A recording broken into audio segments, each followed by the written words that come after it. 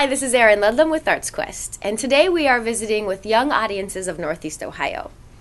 With educational programming focusing more on standardized testing, local schools have been forced to push arts to the wayside. Young Audiences, who partners with over 60 local artists, is determined to keep them at the forefront. Today we're going to find out how.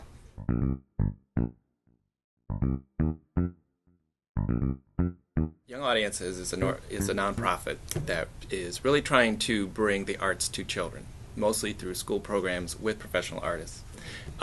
We send a lot of our artists that we work with. They're professionals who are in theater, music, dance, and visual arts, who are teaching artists. They are people that not only know their art form, but want to work with children and have a love to teach about their art form to children. And we really work with students all the way from pre-K up to grade 12, high school. And they are going out into schools. They are doing performances. That's really how Young Audiences got started, is taking musicians from the Cleveland Orchestra out into the schools back in 1953. Arts education and what we do has changed a lot since the beginning. The idea that we used to go out to schools and just do a performance was enough.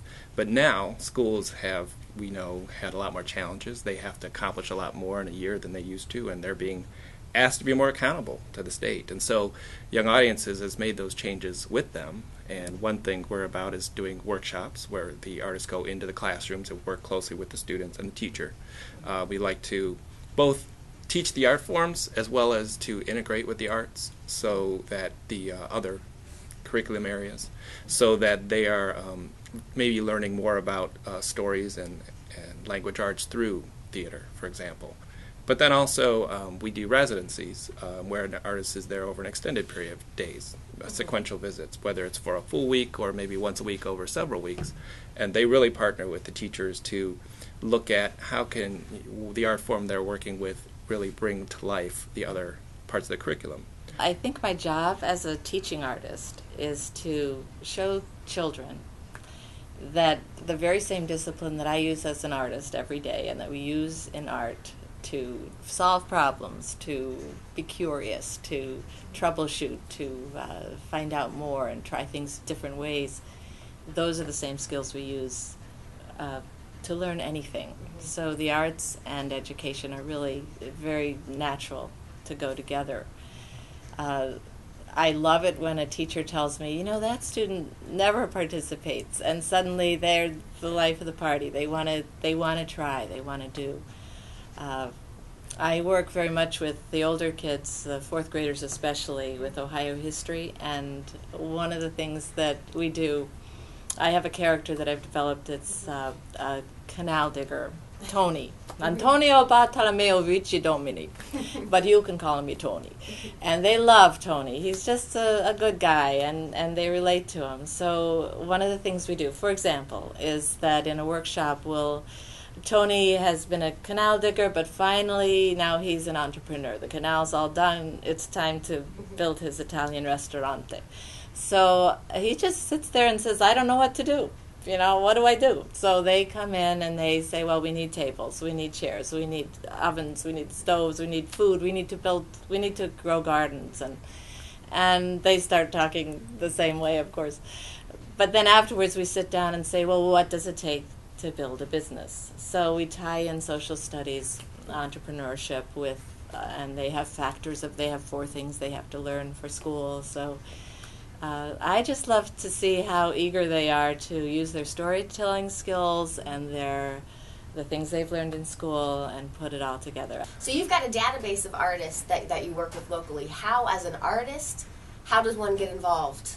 Well, really, you know, we do have a large roster of artists in all of these art forms that we work with, and that hopefully we are helping them to not only pursue their art form more, but also to ratchet up their ability to work with students, and we take that seriously. And we're not just looking for anybody to go in the classrooms. When we want an artist to come on board, we're looking for a unique individual in that they have to be an artist, somebody that really feels down to their bones that that's their passion, that they are somebody who wants to create in their particular art form. So we're looking at, are they comfortable around kids? Do they really have a desire to share that with kids?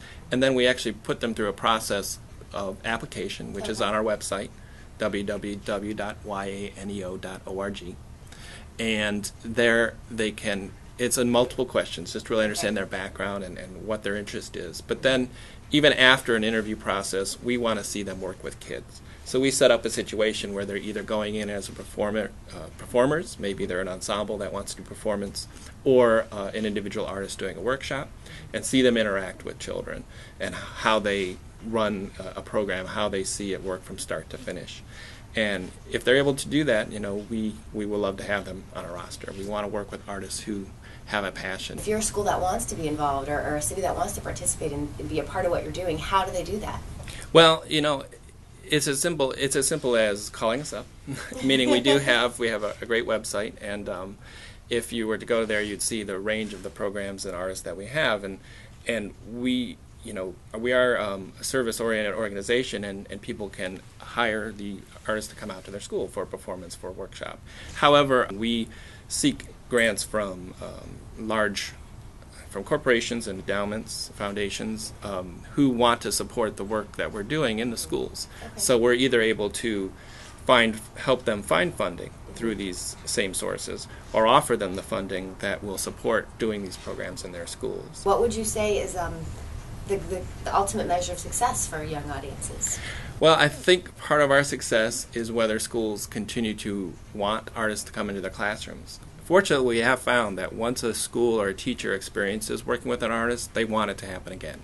And typically the barriers to that are not anything we have direct control over. It's the same barriers that a lot of schools face in terms of funding and having adequate resources to do all the great things they want to do. But then also helping parents and communities to understand that this is something that makes for the education of the whole child. That if parents want it, if the community wants it, it will happen, and we want to be able to make that happen across the school. One thing also we emphasize is we're not about taking art specialists, art teachers out of the buildings at all. We're not trying to replace them with professional artists. In fact, quite the contrary.